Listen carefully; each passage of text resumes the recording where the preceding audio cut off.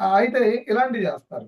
సరే మరి రేపొద్దున ఈ ఎలక్షన్ జరిగిన రేపొద్దున మళ్ళా ఈళ్ళు ప్రత్యక్ష ఎన్నికల్లో పోటీ చేస్తారు. సేమ్ టైమ్ ప్రజల్లో మీరు చెప్పిన విధానం చూసినా, మనం గ్రౌండ్‌లో చూసిన విధానం చూసినా ప్రజల్లో వ్యతిరేకత లేదు.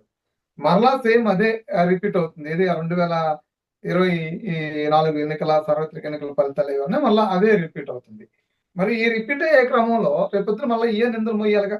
ఈ జ ఈ పంచాయతీల మీదను, జడ్పీటీసీల మీదనేమో రగ్గింగ్ అని, సేమ్ టైమ్ మున్సిపాలిటీ కార్పొరేషన్‌లేమో ఈవీఎం ట్యాంపరింగ్ అని మళ్ళా ఇదే నిందలు మోయాల్సిందే గదా! అదే అదే ప్లాన్‌లోనే జగన్మోహన్ రెడ్డి స్థానిక సంస్థల ఎన్నికలకి ఓకే చెప్పినట్టుగా సమాచారం. ఎందుకంటే హ్మ్. ఇప్పటి వరకు ఒక చర్చ నడుస్తుంది ఏందంటే స్థానిక సంస్థలని జగన్మోహన్ రెడ్డి బహిష్కరిస్తాడు అని. ఎందుకంటే గతంలో హ్మ్. చంద్రబాబు నాయుడు కూడా 2019 ఎన్నికలు అయిపోయిన తర్వాత జరిగిన ఈ స్థానిక సంస్థల ఎన్నికల్లో అప్పుడు ఎలక్షన్ అధికారి